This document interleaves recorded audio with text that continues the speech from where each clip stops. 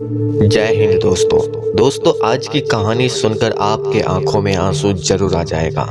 और दोस्तों यह कहानी नहीं, यह रियल स्टोरी है।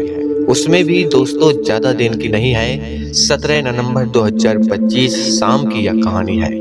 दोस्तों अगर आप सोशल मीडिया यूज करते हैं तो आपने इंस्पेक्टर आशीष शर्मा के बारे में आपने जरूर देखे होंगे, जो दोस्तों अब देश को संभालते संभालते देश के लिए अपने जान दे दिए।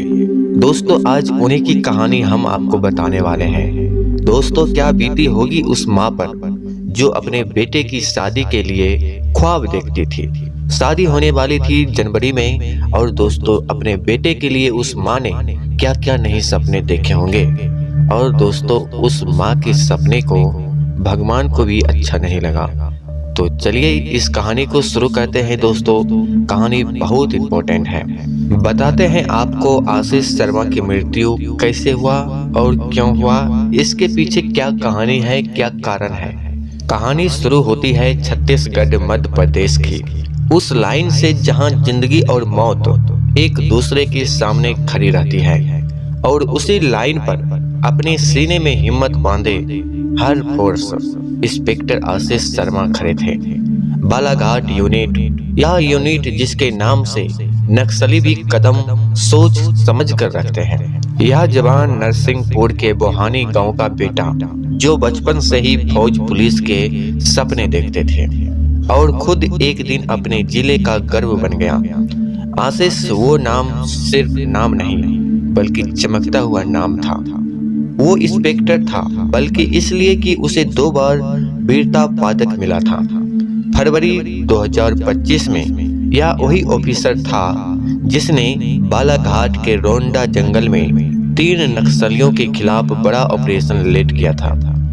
उस दिन पूरी फोर्स ने यह कहा था यह लड़का सिर्फ इंस्पेक्टर नहीं आग है, लेकिन शायद इसको यहीं तक जलना था। 17 नवंबर की शाम हवा में सिर्फ पैरों की खरखराहट थी, पर अचानक जंगल बदल गया। नक्सलियों ने घात लगाकर हमला कर दिया। पहली गोली चली और फिर कुछ ही सेकंड में गोलियों की आवाजें जंगल में गूंजने लगी, टकरा कर आने लगी। मुठभेड़ शुरू हो चुकी थी। टीम खबर ले रही थी और आशीष शर्मा सामने खड़ा होकर अपनी टीम को संभाल रहा था। यह वही पल था जिसे देखकर उसके साथी आज भी कर रहे हैं। वह आखिरी सांस तक लड़ता रहा। गोलियां लगी, वह घायल हुए, फिर भी उसने पीछे कदम नहीं रखा। उसे अस्पताल पहुंचाया गया, लेकिन अस्पताल ने दरवाजा बंद कर दिया। और उसी रात हिंदी में एक शब्द फिर से दोहराया गया, अब जरा उसके घर के हालात देखो। जनवरी में शादी होनी थी। उसकी माँ बहू के स्वागत के लिए कपड़े चुन रही थी और दोस्त अपने ग्रुप में कहते थे कि यार की शादी है, बड़े मजे करेंगे, धूमधाम से नाचेंगे। डीएसपी संतोष पटेल का एक वाक्य जो दिल तोड़ देता है। उन्होंने कहा, नमन है उस माँ को जो बीते कल शाम तक अपने बेटे की शादी की बातें कर रही थी, वह आज रो रही है।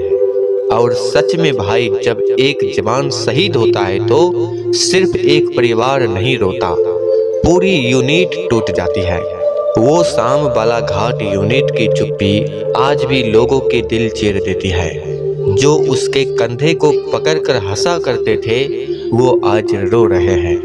इंस्पेक्टर आशीष शर्मा, तुम सिर्फ एक नाम ही नहीं हो, तुम वो कहानी हो जो बतानी चाहिए कि देश के लिए जान देने वाले किसी फिल्मी डायलॉग हीरो से कम नहीं होते। अपने खून से इतिहास लिखते हैं। नमन है उन्हें वीर, और नमन है उस माँ को जिसने अपने बेटे को देश के लिए दिया। अगर आशीष शर्मा के लिए तुम्हारे हृदय में जरा सा भी सम्मान है तो इस वीडियो को एक बार शेयर जरूर कीजिएगा दोस्तों, और कमेंट में जय हिंद जरूर लिखिएगा।